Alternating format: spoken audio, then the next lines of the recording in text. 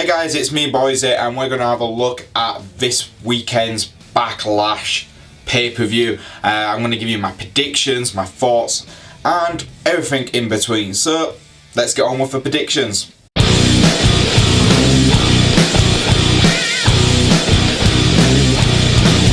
So the first match we're going to look at is Jeff Hardy versus Randy Orton. This is for the United States Championship match. Interesting facts for you guys. This is the first time in 10 years that these two have gone one-on-one for a title. Quite interesting. Last time they took each other on was back in January 2008, where it was for the WWE title. So there you go. So this time round we've got Jeff Hardy, the champion, and Randy Orton, the challenger. As we all know, it was supposed to be Randy versus Jinder, but Jinder got drafted over to Raw, and Jeff won the title on Raw, and he is now on SmackDown. For me, I am going to go with Jeff Hardy, but I'm hoping to God this is finally the time they pull the trigger and turn Randy back to being a heel.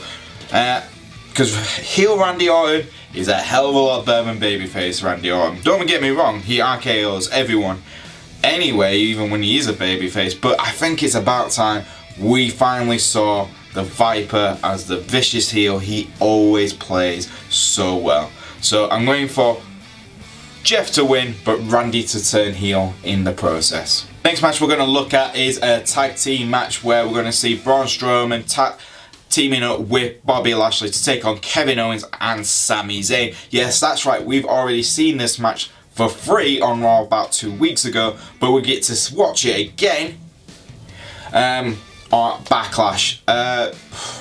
It's got to be Braun and Bobby again who win. They've got to give Bobby a lot of momentum since he's just rejoined the company. Braun Strowman is the hottest thing on the company right now, and unfortunately it's Kevin and Sami who are going to be literally buried in this match. It's a shame really, because I'm a huge fan for Kevin Owens and Sami Zayn. They could really make a difference on the Raw Tag Team division, which is legitimately needing teams right now, but it looks like they're putting Bobby and Braun over on this one. So there you go. Next up, I'm looking at Daniel Bryan taking on Big Cass. You know, the match we've all been waiting for. The match that everyone was screaming for when Daniel Bryan would return to full-time ring activity. And we got it. We got it, guys. We got Big Cass taking on Daniel Bryan. No one ever asked for this bloody match in the first place. Daniel Bryan's got to win. It just makes the most logical sense. It's his first singles match back in for WWE, being cleared. It's logically Daniel Bryan, but this is WWE, so we could see him putting over Big Cass.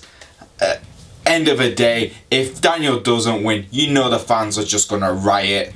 No offense to Big Cass, he's just not at that level yet to take on someone as popular and as skilled as Daniel Bryan. I know what WWE are trying to do. They're trying to lift Cass up to super heel status by taking on Daniel Bryan, the biggest babyface. But right now, it doesn't feel like it's going to work. But we'll have to wait and see. Daniel Bryan could just lead Big Cass to probably his best match he's ever had. But we'll have to wait and see. I'm not looking forward to this match at all. Next match we're looking at is Carmella versus Charlotte for the SmackDown Women's Championship. That's right, Carmella, the current SmackDown Women's Champion, taking on the former SmackDown Women's Champion Charlotte. This is, I think Charlotte's going to win, but I honestly think Carmella's going to hold the title still. I think the Iconics are going to get involved, and Charlotte is was not gonna win the match, win the title back. She's gonna win the match, but not the title. They're gonna get her disqualified in some way, and this will be great heel heat for Carmella. So I can see him going down this route. So for me, Carmella wins by holding the title, but Charlotte wins. You know where I'm going with this, right? You get it right. Next up, let's look at the Raw Women's title, where we've got Nia Jax taking on Alexa Bliss. Now for me, guys, could easily see him giving it back to Bliss. Easily see it happening. But Nia Jax has such a great pop right now. But I really like the blissful moments that Alexa Bliss has been pulling off. Those have been really, really well thought out, and they're really quite funny. I'm gonna go with Nia to win. But yeah, Nia Jax to win. I think it's too soon to give the title back to Alexa Bliss, and I think Nia Jax has, I think she's earned that right to be the Raw Women's Champion for a little bit longer, until maybe to the next pay-per-view, and then see who's next.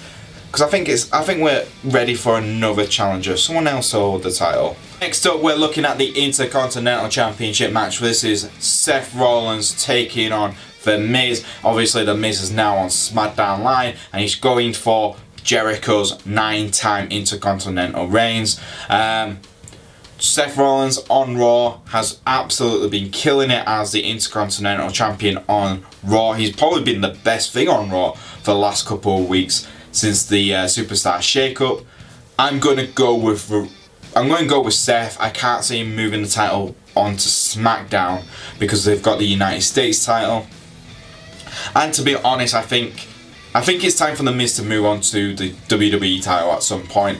And I think this could easily be the match of the night. The Miz is awesome. If they allow him to have a bit of promo time as well before the match, that will be fantastic as well. Rollins' high-flying skills are just going to steal the show, and I think the Miz's technique in-ring and on the mic has just improved leaps and bounds for the last 2 years. So this is going to be probably for me the match to watch out for. I think this could easily be the match of the night. So we have AJ Styles taking on Shinsuke Nakamura, and this is for the WWE title.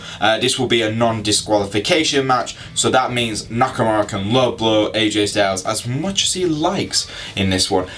For me, I'm going Nakamura and taking the risk, only because I just feel like Nakamura, again, like I said in the Greatest Royal Rumble, could do a lot more with the title right now as a heel champion. I think that's probably the wisest thing for WWE to do. Give the title to Nakamura. It will give him so much more heat, and it will freshen up this feud. Don't get me wrong, the feud feels fresh enough, but it just feels like it needs something. I think it needs a title change between the two of them. Have AJ suffer a very destructive defeat and have him rebuild himself to reclaim the title later on in the year. But yeah, I think it's about time Nakamura gains the title and be that uber heel which SmackDown Live definitely needs as a champion.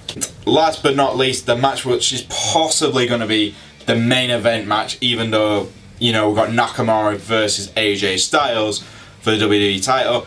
Samoa Joe versus Roman Reigns. Who's going to win and why? It's going to be Roman. They're going to push Roman down our throats no matter what we do. So Samoa Joe it's going to possibly be a good match. Joe is absolutely brilliant right now. He's killing it on his promos, and the fans just go crazy every time he just comes out. So for me, I'm rooting for Joe, but I know Roman's going to win.